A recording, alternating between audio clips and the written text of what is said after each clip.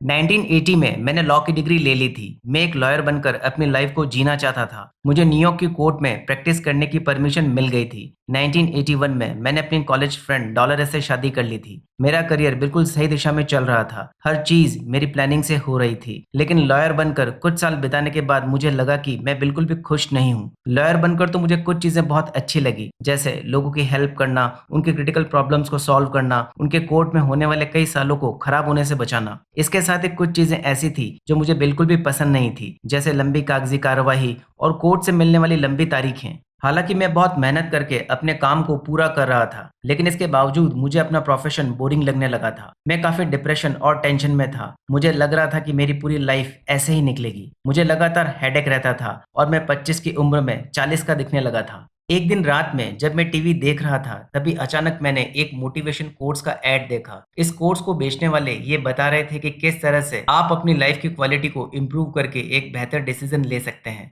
मैं इतना ज्यादा एक्साइटेड हो चुका था कि तुरंत ही इस कोर्स को खरीद लिया। इस मोटिवेशन कोर्स में मुझे वो सारी चीजें सीखने को मिली जिसे स्कूल में नहीं पढ़ाया जाता। इसके बाद मैंने बहुत से फेमस ऑथर जैसे नेपोलियन हिल, स्टीफन आर कवी, ज़िग ज़िगलर को पढ़ना शुरू किया। अब मुझे लगने लगा कि मैं वो सारी बातें सोच सकता हूँ जो मैं अब तक सोच पाने में असमर्थ था। मेरा नेगेटिव बिहेवियर अब पॉजिटिव डायरेक्शन की तरफ मुड़ चुका था और मुझे पॉजिटिव रिजल्ट भी मिलने शुरू हो गए थे। ये सब इसलिए हो रहा था क्योंकि मैंने अपने एटीट्यूड और पॉइंट ऑफ व्यू को बदल लिया था। मैंने कई सालों तक डेप्थ में बहुत सारी फेमस इंस्पिरेशन फिलोसॉफीज को स्टडी किया। फाइनली 1989 में मैंने 40 से 50 साल तक की एज ग्रुप के लिए कुछ प्रोग्राम्स बनाए। मैं पास ही के लोकल स्कूल में हर शाम रोज 2 घंटे ह्यूमन बिहेवियर पर क्लासेस लेता था। मेरे लेक्चर्स मेरे स्टूडेंट्स को बहुत पसंद आते थे। इस वजह से मेरी क्लासेस हमेशा फुल रहती थी। इस 2 घंटे की क्लास के लिए मुझे $30 मिलते थे। हालांकि ये इतने ज्यादा नहीं थे कि मैं अपने लॉयर वाले प्रोफेशन को छोड़ सकूं, क्योंकि उस टाइम पर मैं अपने लॉयर वाले प्रोफेशन से $1 लाख पर ईयर अर्न कर रहा था। 1990s में मैंने अपनी इवनिंग क्लासेस की फीस बढ़ा दी और इस पर ज्यादा फोकस करने लगा। अब मैं सप्ताह में 3-4 दिन ही कोर्ट जाता था। 1992 तक आते आते मैं फुल टाइम राइटर और लेक्चरर बन चुका था। जब मैंने अपने पेरेंट्स को ये बताया कि मैं वकालत छोड़ रहा हूँ, तो वे लोग काफी दुखी हुए। वे नहीं चाहते थे कि मैं वकालत छोड़ूं, लेकिन मैं जानता था जब भी लाइफ में हम आगे बढ़ते हैं तो हमारे बहुत से डिसीजंस हमारे घर वालों को पसंद नहीं आते हैं। मैंने यह भी सीखा था कि सक्सेस के लिए हमें काफी सेक्रीफाइसेस करने पड़ते हैं। कभी कभी पीछे भी हटना पड़ता है, तभी हम एक नई डायरेक्शन में मूव हो सकते हैं। मैंने अपने नए प्रोफेशन में बहुत सी गलतियां की। हालांकि जब मैं सक्सेसफुल हुआ और मेरे पेरेंट्स ने ऑब्जर्व किया कि मैं बहुत खुश हूं, तब वे भी मेरे साथ हो गए। ऑथर सक्सेस के लिए एक बहुत ही इंपॉर्टेंट कॉन्सेप्ट बताते हुए कहते हैं, success comes from mind, so think positive. यानी कि सफलता की शुरुआत आपके माइंड से होती है। आप लोगों के लिए बाद में सफल होते हैं, लेकिन सबसे पहले आप अपने मन में सफल होते हैं। यानी कि आपका एटीट्यूड पॉजिटिव होना चाहिए अपने एफर्ट्स के लिए। अगर आप खुद पर डाउट करोगे तो लोग भी आप पर कभी भरोसा नहीं करेंगे। आइए अब हम एक एग्जाम्पल से इसे समझते हैं कि हमारा एटीट्यूड कैसा होना चाहिए। दिन के 1 बजे थे। सारा को भूख लगी थी। वो अपने ऑफिस के पास ही एक रेस्टोरेंट गई। कुछ मिनटों बाद जेम्स भी उसी रेस्टोरेंट में आया और सारा से कुछ दूरी पर दूसरे टेबल पर बैठ गया। दोनों ने अपने अपने ऑर्डर दिए। दोनों को एक ही टाइम पर अपने ऑर्डर रिसीव हुए। दोनों को अच्छा बना हुआ हेल्दी फूड मिला और फाइनली दोनों को ही एक टाइम पर अपना बिल मिला। यानी कि दोनों के लिए कंडीशन सेम थी। सारा ने रेस्टोरेंट में एक प्यारी सी स्माइल के साथ एंट्री ली थी। उसका एटीट्यूड बहुत पॉजिटिव लग रहा था। उसकी बॉडी लैंग्वेज और फेशियल एक्सप्रेशन एक होपफुल इंसान की तरह लग रहे थे।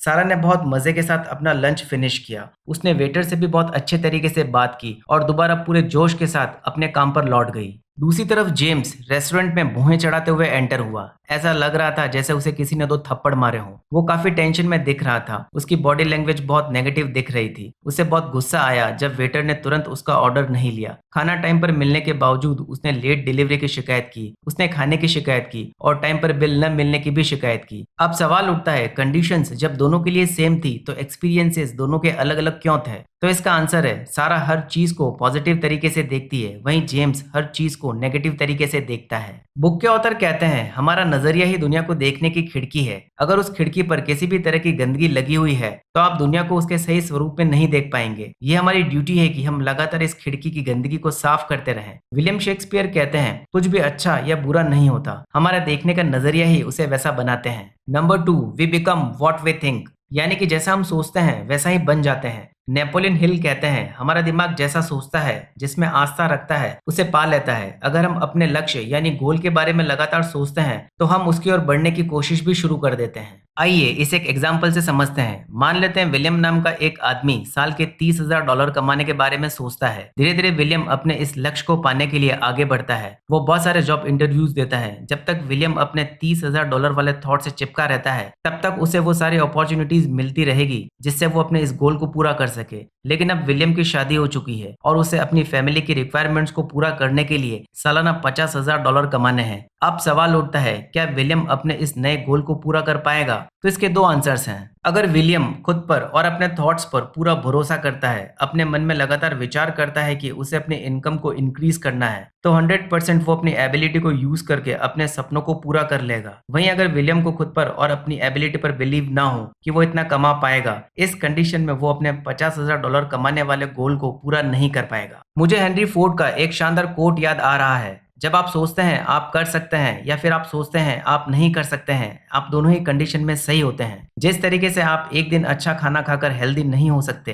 ठीक उसी तरीके से आप एक दिन पॉजिटिव सोचकर अपनी लाइफ को नहीं बदल सकते हैं। आपको लगातार पॉजिटिव सोचना होगा और तब तक सोचना होगा जब तक कि ये आपकी हॉबी ना बन जाए। 1980s में मैंने ऑब्जर्व किया कि बहुत से लोग रियल एस्टेट में इन्वेस्ट कर रहे हैं। ये लोग मकानों को खरीदकर उन्हें रेंट पर देकर काफी अच्छा पैसा कमा रहे थे। इन्वेस्टमेंट पॉइंट ऑफ व्यू से मैं भी सोच रहा था कि मुझे 2-3 मकान खरीद लेने चाहिए, लेकिन इस डायरेक्शन में मैं कोई एफर्ट नहीं कर रहा था। मेरे दिमाग में बहुत सारी नेगेटिव बातें थी, जैसे कि अगर किराएदार ने किराया नहीं दिया तो मैं क्या करूंगा, या फिर किसी ने मेरे घर पर कब्जा कर लिया तो मेरे सारे पैसे बर्बाद हो सकते हैं। मैं वो सारी बातें सोच सकता था जो गलत हो सकती थी। मेरे इसी नेगेटिव एटीट्यूड की वजह से मैं मकान नहीं खरीद पाया था। लेकिन साल 1986 में मैंने पक्का मन बना लिया था कि मैं अपने लिए 2 मकान खरीद कर ही रहूंगा। मैंने अपने इस नए गोल को कई बार कागज पर लिखा। ये बात मेरे अंदर तक अच्छी तरह बैठ गई थी कि इस साल के खत्म होने तक मैं 2 मकान का मालिक बन जाऊंगा। मैं हर वीकेंड पर प्रॉपर्टी डीलर के साथ प्रॉपर्टी देखने जाता था। मैंने खुद 100 से ज्यादा घर देखे और फाइनली साल के खत्म होने तक मैंने 2 मकान खरीद लिए। अब जब भी मैं पीछे मुड़कर देखता हूँ कि क्यों मैं पहले अपने गोल को अचीव नहीं कर पाया, तो मुझे लगता है कि मैं उस टाइम पर इतना ज्यादा कॉन्फिडेंट नहीं था। लेकिन 1986 में मुझे खुद पर बहुत ज्यादा कॉन्फिडेंस हो गया था कि मैं कर सकता हूँ और फाइनली मैंने अपने गोल को अचीव कर लिया। लेकिन यहाँ मैं आपको एक इम्पॉर्टेंट बात बता दूं कि अगर आप सिर्फ सोचते रहेंगे और एफर्ट्स नहीं लगाएंगे तो आप कभी भी अपना गोल अचीव नहीं कर पाएंगे।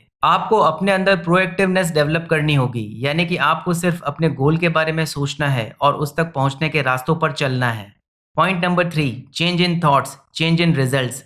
यानी कि अगर आप अपने नेगेटिव थॉट्स को पॉजिटिव थॉट्स में बदल लेते हैं तो इस बात के बहुत चांसेस हैं कि आपके रिजल्ट भी पॉजिटिव होंगे। अगर आप लगातार खुद के बारे में सोचते हैं कि इस काम को मैं नहीं कर सकता हूँ या फिर मैं हमेशा काम बिगाड़ देता हूँ, तो यकीनन आप अपना ही नुकसान कर रहे हैं। ये नेगेटिव थॉट्स आपको हमेशा नीचे की तरफ लेकर जाएंगे। एग्जाम्पल, अगर आप उन बातों पर डिस्कस करते हैं जिन्हें आप नहीं कर सकते या फिर नहीं पा सकते, तब आपका माइंड उन सब वर्ड्स को सच मानते हुए वो सारी नेगेटिव कंडीशन आपकी तरफ अट्रैक्ट करता है जिस पर आप बात कर रहे थे। अगर आप अपनी लाइफ में सक्सेसफुल होना चाहते हैं तो आपको पॉजिटिव थॉट्स के साथ पॉजिटिव वर्ड्स का भी इस्तेमाल करना होगा। लेकिन अब सवाल उठता है कि हम सभी अपने थॉट्स को किस तरह से बदल सकते हैं। तो इसके 3 स्टेप्स हैं। स्टेप नंबर 1, मॉर्निंग में उठते ही आप 15 से 30 मिनट तक कोई भी इंस्पिरेशन बुक पढ़ सकते हैं जो आपको दिन भर मोटिवेटेड और पॉजिटिव रखेगी। अगर आपको बुक पढ़ने में इंटरेस्ट नहीं है तो आप मेरे यूट्यूब चैनल का कोई भी वीडियो देख सकते हैं। स्टेप 2, आप जब भी अपनी कार से ट्रैवलिंग कर रहे हो या फिर एक्सरसाइज कर रहे हो तो आप कोई भी मोटिवेशनल ऑडियो सुन सकते हैं। ऐसा करने से आपका टाइम तो बचेगा ही, साथ ही आपको बहुत कुछ नया सीखने को भी मिलेगा। अगर आप लगातार नॉलेजेबल और पॉजिटिव वीडियो देखते हैं तो आने वाले कुछ टाइम में आपकी लाइफ में बहुत जबरदस्त चेंजेस होंगे जो आपको सक्सेसफुल बनाएंगे और खुश भी। Step 3, don't believe in instant success. अगर आप ये सोच रहे हैं कि आज से आपने पॉजिटिव सोचना शुरू कर दिया है और कल से आप अमीर बन जाएंगे, तो ऐसा कुछ भी नहीं होने वाला है। सक्सेस आपसे 3 चीजें चाहती है। Number 1, consistency, number 2, positivity, number 3, patience. अब यहाँ पर पॉजिटिविटी का मतलब ये नहीं है कि आपके रास्तों में प्रॉब्लम्स नहीं आएगी, बल्कि आप पॉजिटिव रहकर हर प्रॉब्लम को आसानी से सॉल्व कर पाएंगे और आसानी से आगे बढ़ पाएंगे। आइए मैं आपको इस वीडियो का रिवीजन करवा देता हूँ। सबसे पहले हमने देखा कि किस तरह ऑथर अपने लॉयर वाले प्रोफेशन से बोर हो गए थे। इससे बाहर निकलने के लिए उन्होंने पार्ट टाइम क्लासेस लेना शुरू कर दिया था और फाइनली वो एक फुल टाइम राइटर और स्पीकर बन गए थे। इसके बाद हमने सीखा success comes from mind, so think right. इसमें हमने सारा और जेम्स की स्टोरी देखी और समझा कि सारी कंडीशंस सेम होने के बावजूद सारा काफी पॉजिटिव थी, वही जेम्स बहुत नेगेटिव था।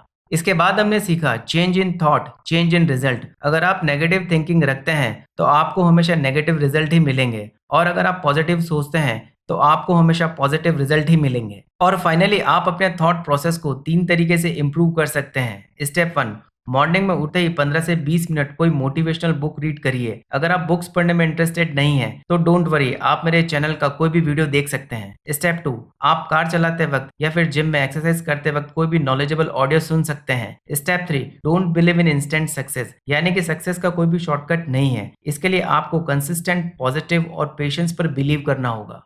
आई होप ये वीडियो आपको बहुत अच्छी लगी होगी। मेरे इस काम को सपोर्ट करने के लिए इस वीडियो को जरूर लाइक करें, हमारे चैनल द फोकस माइंडसेट को जरूर सब्सक्राइब करें और नोटिफिकेशन बेल को भी ऑन कर दें। शेयर कीजिए इस वीडियो को अपने फ्रेंड्स और फैमिली मेंबर्स के साथ, ताकि वे भी इस नॉलेज का फायदा उठा सकें। दोस्तों, ये सारी बातें मैंने आपको एटीट्यूड इज एवरीथिंग बुक से बताई है। इस बुक को पढ़ने से मुझे काफी फायदा मिला है। ये बुक हिंदी और इंग्लिश दोनों में अवेलेबल है। मैं आपको पर्सनली ये एडवाइस देना चाहूंगा कि इस बुक को आप जरूर पढ़ें। अगर आपके पास बुक्स पढ़ने का बिल्कुल भी टाइम नहीं है तो डोंट वरी, मैं ऐसे ही अमेजिंग बुक्स की समरीज आपके लिए हर सप्ताह अपलोड करता हूं, जिसको देखकर आप अपना नॉलेज इंप्रूव कर सकते हैं। अगर आप इस बुक को खरीद कर पढ़ना चाहते हैं तो लिंक मैंने डिस्क्रिप्शन बॉक्स में दे दी है, आप वहां जाकर चेकआउट कर सकते हैं। मिलते हैं अगले वीडियो में, तब तक के लिए जय हिंद, जय भारत।